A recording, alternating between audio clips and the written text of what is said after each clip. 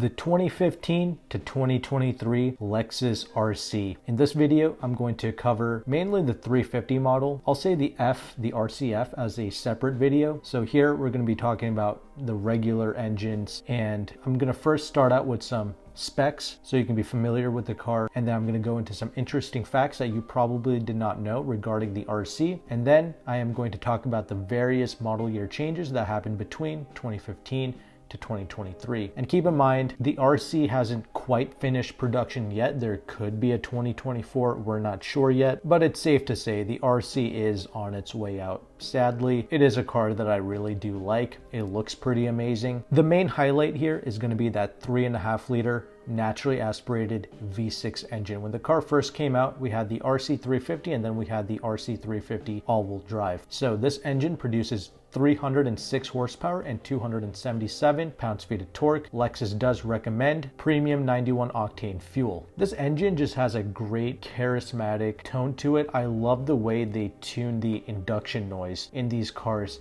It's just so gratifying to ring the whole thing out up to the red line and really drive it hard. So I love that about this vehicle, and that's what sets it apart from a lot of the Euro cars. So the rear-wheel drive RC350 is mated to an 8-speed automatic transmission that is pretty much straight out of the ISF. Very impressive stuff. The RC350 all-wheel drive will get a 6-speed automatic transmission. We had a 17.4 gallon fuel tank, and the fuel economy, it is 19 in the city and 28 out on the highway for the rear-wheel drive RC350. On the all-wheel drive, the highway MPG drops by 2, you only get 26. 0 to 60 with the rear wheel drive was 5.8 seconds and 6 seconds flat for the all-wheel drive. 143 miles per hour was the top speed of the rear wheel drive, and the RC350 all-wheel drive was capped at 130 miles per hour. Proper suspension architecture with these cars, we had a double wishbone front suspension and a multi-link rear. The car utilized an electric power steering rack, and yes, there was an F Sport model, which I'll cover in a bit. But another thing I really appreciate with actually a lot of Lexus cars is the ground clearance.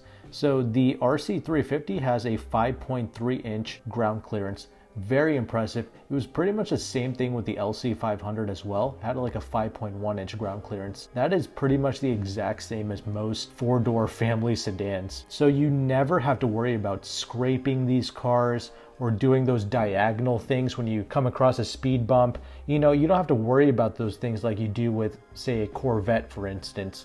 This is a totally daily drivable machine, and it is so practical to live with that on a day-to-day basis. But somehow Lexus still pulls off that low slung coupe look with the RC and with the LC as well. So they nailed the look, but it's practical to live with. The curb weight of a rear wheel drive RC is 3,748 pounds. The all wheel drive goes up to 3,891 pounds. Total length of this car, it's about 184.8 inches long total, utilized a 107 inch long wheelbase. We had a pretty decent trunk capacity with this car, 10.4 cubic feet, and the rear leg room isn't complete trash. I'm 5'11", and even I can sit behind myself. Granted, I do sit closer to the steering wheel than most people my size, but the point is the rear seats aren't useless and the trunk isn't useless either. If you wanted to daily drive this, you could totally buy this and have it be your only car. And if you live up north, you have that all-wheel drive option as well. Okay, so let's get into some of the other various facts here. There's been a lot of confusion regarding the chassis of this car,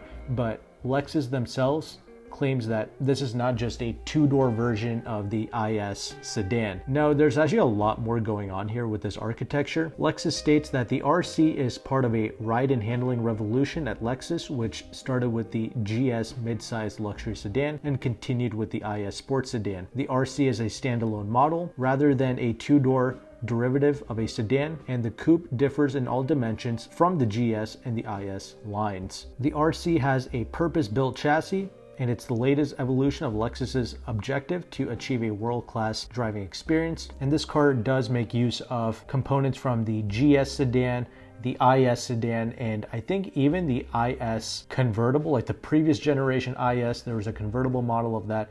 Even some components of that is utilized with the RC. So it just has bits and pieces from the GS and the IS lineup to make up its platform. But in reality, the RC, the GS, and the IS, despite what many people might say or claim, they all have and carry the same essence. They pretty much all ride similar, handle similar, and go pretty much the same. You can disagree. Once again, if you do, you're an owner or you've tried all three of these cars, leave your thoughts below. There's always going to be that one guy who claims that, oh, they're all so totally different, right? So please leave your thoughts below.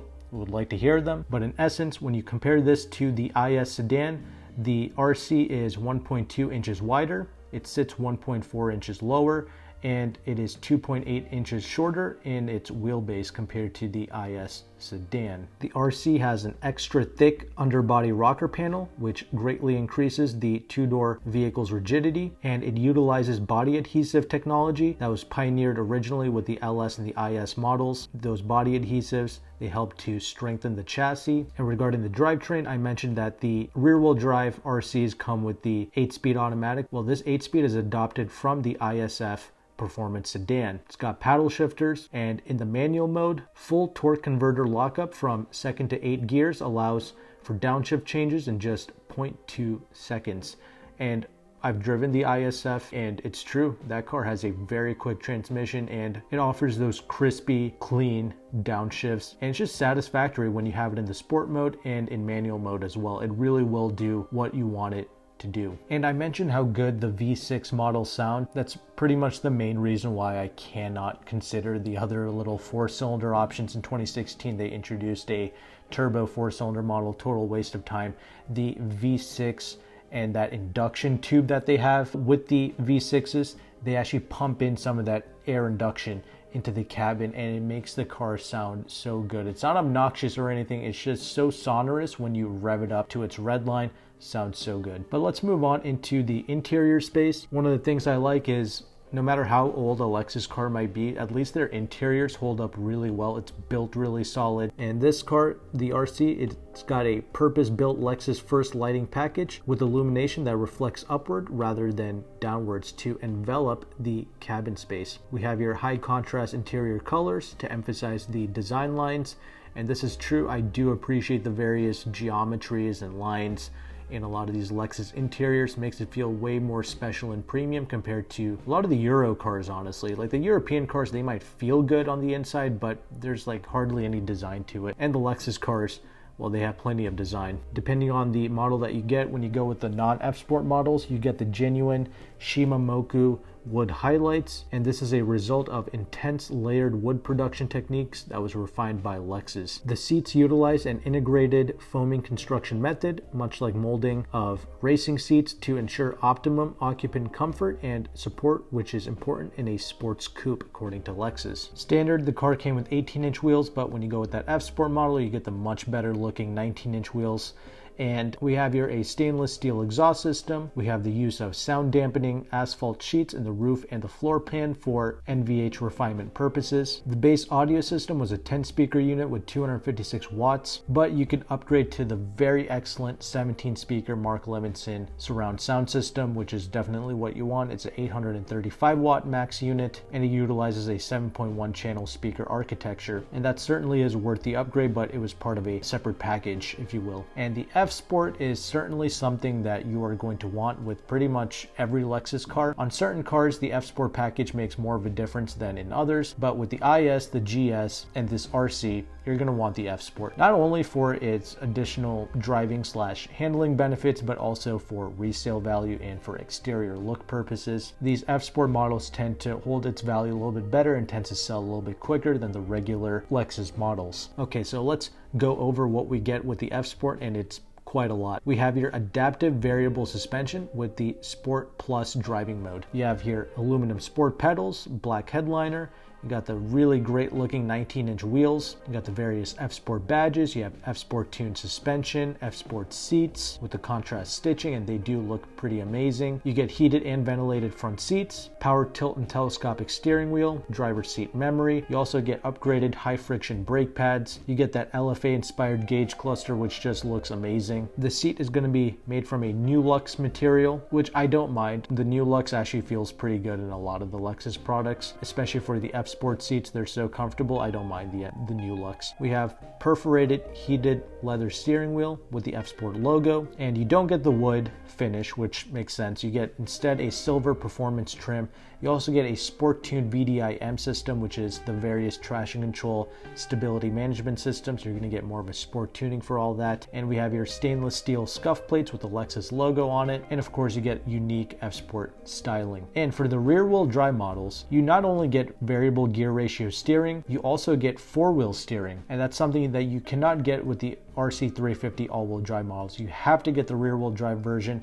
to get that rear wheel steer, but that's pretty much everything you got with the F-Sport. Now let's go through the various model year changes that took place. So what we just talked about was the 2015 model year. That's when the car first got introduced in the United States market. In 2016, that's when they came out with the RC200T model, which is a turbocharged 4-cylinder engine. Again, fans of that will say it's amazing, but in reality it is very slow, very sluggish, doesn't react anywhere near as well as the 3.5 liter V6, and definitely does not sound as good as the V6, so this is why I just ignore that. But they also made another change. They came out with the RC300 as the all-wheel drive model. So the RC300 all-wheel drive will still utilize the 3.5 liter V6 engine, but it's going to be slightly detuned, makes less power than what you find in the RC350. The F-Sport versions are now offering limited slip differential and performance dampers, and we have some new infotainment features like the Lexus Informed Service Connect. 2017 pretty much saw no changes, but in 2018 we see a slight increase in power for the 3.5 liter V6 RC350s. We now have here 311 horsepower as opposed to 306,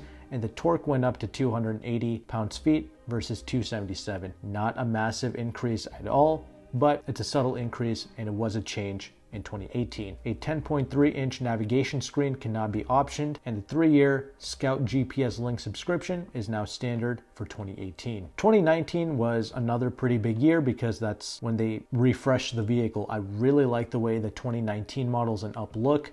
I love the new headlights, but we also get retuned suspension for sharper handling, and this is across the board for all the RCs. And they also introduced Apple CarPlay in 2019. In 2020, we didn't really see any main changes, but in 2021 they made blind spot monitoring as standard across the lineup.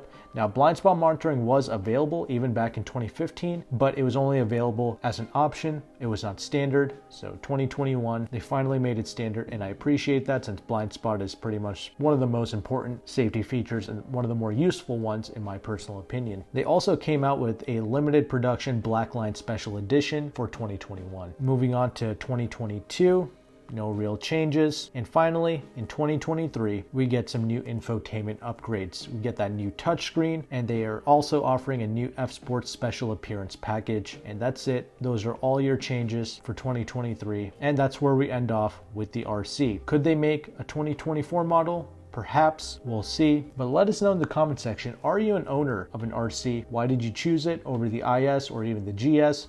Let us know your thoughts, and if you've driven all three of these cars, great, we would definitely like to hear your thoughts. But for right now, I'll have my next video on the end screen here. Click on it and I will see you there.